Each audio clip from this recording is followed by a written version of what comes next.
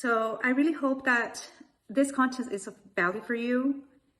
And just in return, I would ask for you to hit the subscribe button, like this video, and the rest of the videos that are coming up. And well, I just want to say thank you. Thank you for being a subscriber, and I just hope this information is of value for you. I'll see you there. Hi guys, welcome to this first video. This first video will focus on the calculator for materials, and let me check. We are going to jump right in. I already gave you an introduction of this module, which is going to be very special and very long as well. So let's jump right in, guys, and let me start showing you what we are going to do and what you are going to learn in this module. So here is my screen. Okay, guys, so this calculator is a calculator for materials. And this is where we check for materials that comply with the EPDs, the HPDs, and the sourcing of raw materials, okay? So usually you are going to see that these calculators have a tab with instructions, which is this one that you are looking at right now. And here in the IP units, you are able to either use IP units, which are square feet, or SI units, which are square meters, okay? So this calculator will ask you either for the actual cost of the whole materials that were used permanently for the project, or it will give you a default cost. And with this default cost, what you will expect is maybe like 45%. What the calculator does is based on the total cost of the project. It gives you a 45% of that cost, which goes only to materials. So that's the default cost. But if you have the actual cost, then go ahead and use the actual cost. Okay, if you don't have the actual cost, because sometimes the client cannot give you that information, but will provide you a global cost of the project. And it might be that the person that's in charge, it's classified information. So they usually do give you this information once they know that it's going to be used for the certification and that it's going to it's going to be used on your behalf. Then they usually don't have problems in giving you the information because it's pure calculations for the materials and the credits. But just in case, you have options. So that's that. And once you have that information, you will put it right here, and it will give you the total material cost. Okay. So once you've done that, what you do is that the cost that you have for the whole materials that were used for the project, that cost must be on your total materials cost right here. So what you are going to do here is put all the information of every and each of the materials that were used in the project and their cost. And this is the information that you will need from the materials. You can either, this is optional as it says, you can either put that CSI division code, or just, go ahead and put the description. Just make sure that you place here that your materials are for structure or enclosure. If they're not, just put no. And the description of the material. For example, doors, windows, concrete. The manufacturer name, for example, Holcim, Cemex for concrete, You can use any type of materials and put the information of these materials in this table right here and the material cost. So once you either can put all the information, the materials here first, and then once you have your total material cost, put that information or that amount in your instructions so it will be the same, or the other way around, whichever is easier to you. But those amounts have to be the same. They cannot be different, okay? Because that's what the reviewers will be looking at. And remember that if this information is in another piece of paper in another document, this amount, total amount of materials cost, then just make sure that that documentation, any other documentation that you are providing for support has the same amount. And that goes for anything, guys. You just have to check that everything is it's the same and that you don't have any misled information because they will point it out. Okay. Environmental product declarations. These are the EPDs. So all of the materials that you used for your project that have EPDs, those go right here on this table. So the information that you put already on this table right here for general materials will go to this table right here automatically. You won't have to put any other information. So just make sure that in your material description, you put something that you will know what you're talking about or what the material is. So you won't have to go back to this table and check the description of the material or manufacturer to see what material is this. So just make sure you put something there that will guide you through and you won't have to go back and forth. The EPD program operator, there are around, I've seen around 2 or 3 of these EPDs programs. One of them is UL, who provides EPDs for products. And the other one is, it's as it's called, EPD. The other one I think is um, eco eco something. I totally forgot what's the name, the exact name, but it's eco something. So they usually have these EPDs with ul.spot and EPD. So once you have that information for the materials that do apply for these EPDs, then you go ahead and type that information in there. The type of information is that if it's a like just like a general EPD or for the product. So that's what they're looking for too. Just make sure that you have that information and that information you can find it in their EPDs. The EPD will tell you if it's a general EPD or if it's specialized for the product. And they have several types. I think it's type 1, type 2, and type 3. So just make sure that you check that information in your EPD so you can go ahead and you'll be totally fine, okay? So all of these blocks right here, like this column that you see here in white, that means that you are not going to be able to put anything there, okay?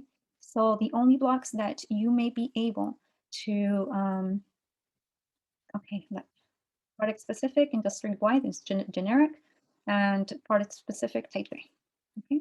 It's type 1, type 2, and type 3. So the columns that you see in gray, those are the columns that they are enabled for you to type in them, okay? To put the information that they're asking for. So the third-party certification program, this is for option 2. Remember, if you are having or you're using the path for EPDs, you will use option 1. If you are having the path or going for the path of multi-attribute optimization programs, then you will go through this option 2, okay? The easiest way to go with this will be with EPDs, all right, guys? Because this will need a little bit more of support and information from the manufacturer. So just make sure if you're taking this path or you're taking this path or you're taking both, because you can take both or either way. The easiest one is the EPD. Okay. Let's go to sourcing of raw materials. And as you can see, you will get the information from your materials tab. And this will go to the material ingredients as well. You will see that. So as I said before, make sure you put something in your material description so you will know what material you are talking about in this section right here. And you won't have to go back and forth. So if you're taking option one, which is raw material source and extraction reporting, then you will type in the information from the corporate sustainability report type, and that information is given by the manufacturer. You will have to go ahead and check that information with the manufacturer and ask for the documentation that you will be needing to support these credits. I was gonna say credits and their materials. So if you are going through the leadership extraction practices, you will be needing a letter from the manufacturer with the information of the materials. And once you have that information goes here. Just remember that they need to give you the pre and the, what is it? It's the post and pre-consumer percentages for recycled content. And this will go for concrete, and this will go for steel, and for wood, and for furniture. So just make sure that you have that information and that you're asking for that information from the manufacturers, or ask your clients to get that information from the manufacturers, okay? So that's very important. You just let it pass there because you are letting go of a credit, of a point for your project. If you ask me which is the easiest path to go with to try to achieve this credit, I would always go with option two, which is the easiest way. In option one, you will need a global reporting that is issued by, I think it's GBRI, and if I'm not wrong, and not all manufacturers have that reporting. They usually have spec sheets of their products, of their materials, and they usually have a UL certification verification from them, or they will extend a letter with the information of the product, and that would be enough for this credit to be earned. Okay, especially for steel, because we know that it always has at least a 25% of recycled content, and that's a pre-consumer recycled content. Okay. So you will be putting the information that you will have of your products and materials right in these columns, and according to the total amount of your material, and that's the cost that it will give you. Okay, this is automatically, remember, columns in white. You are unable to modify. Okay, it will give you the information from the data that you've already used in your table. Okay, guys, so let's go to the next tab, which is materials ingredients. And here we go again. This is our material table. From here, this table will grab the information of the materials, and then you will put either option one for material ingredient reporting or option two for material ingredient optimization. And if you ask me which is the easiest path, I've actually done both. So whichever is easier for you, I really recommend for you to just, have all supported documents. And once you have everything done here, then and already placed all the information of your materials in these calculators, then what I would always do is, get all of the information of the materials and put them in these calculators. So I will see if I need more of these reporting material ingredients or the optimization. So either way, um, it's good. You just have to check how your project and the materials that they've been using for the project are being developed throughout the whole project. Okay, it all depends on the project, and it all depends on the organization that you have and that everyone else has in the project. So if you're asking for only HPDs, these will go right here on this column. But if you're not asking only for HPDs and you are considering to search for more supporting information that you would need for this column, then either way, and either way is good. And if you are going for both options, that's totally awesome. You will have 2 points right there. Okay. And you can do that with either one of these, the HPDs, the EPDs, and the sourcing of raw materials. So it all depends on how you want to work with these type of projects, and it all depends on how much information and documentation that will support these credits it's available for these materials and available to you. Okay. Okay, guys. So we are going to the last tab, which is summary right here. You will see that in the summary, you will have total amounts and the total weighted materials and total results. So for example, if you have a 25% right here, or at least 20 products right here, then you're good. Okay.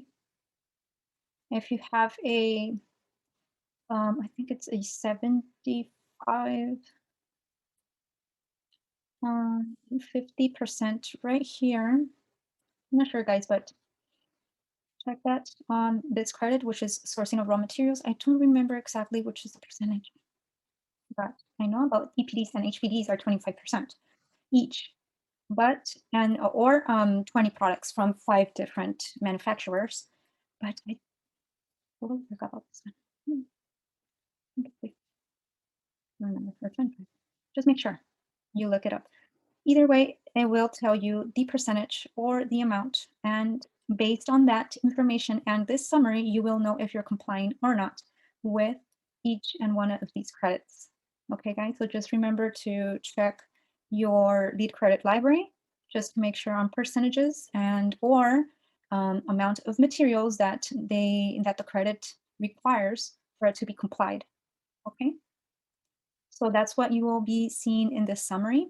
And this could always be a guide in the process of your project. So you will know how close you are to your objective in the project, how close you are to getting more points, and just to have a control and have everything organized to check how your project is developing throughout the construction process.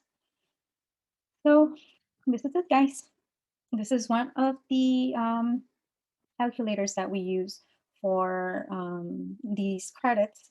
As you can see, it might be a lot of information, but trust me that when you put everything inside of these calculators, the calculator will do everything else for you. It will give you a lot of information that you will be needing throughout the project's certification process. And trust me that once you have everything organized, then this will just flow. And it's just putting in information that you have in your hands, information that you are receiving from your client. So once you have that information, it's just putting the data in these calculators, and the calculator will do the rest for you. Okay, so don't stress about it. Just remember that maybe the uh, this tab where you have to put all the materials will be like the hardest, you can say, or like the most time consuming tab. But the rest, it's totally, to just put the information that you are seeing in these documentation that you're receiving from third parties and that you're receiving from your clients, or that you are looking up in these specific sites where you can find these certificates for materials. Okay. So I hope I didn't stress you with this. I hope this is clear. And just remember, the calculator does it for you. Okay? It has your back. Take it as a guide. You just have to input information. You just have to input your data, the data that you already have, and just let the calculator do the rest. All right, guys? Okay. I'll see you. See you next time.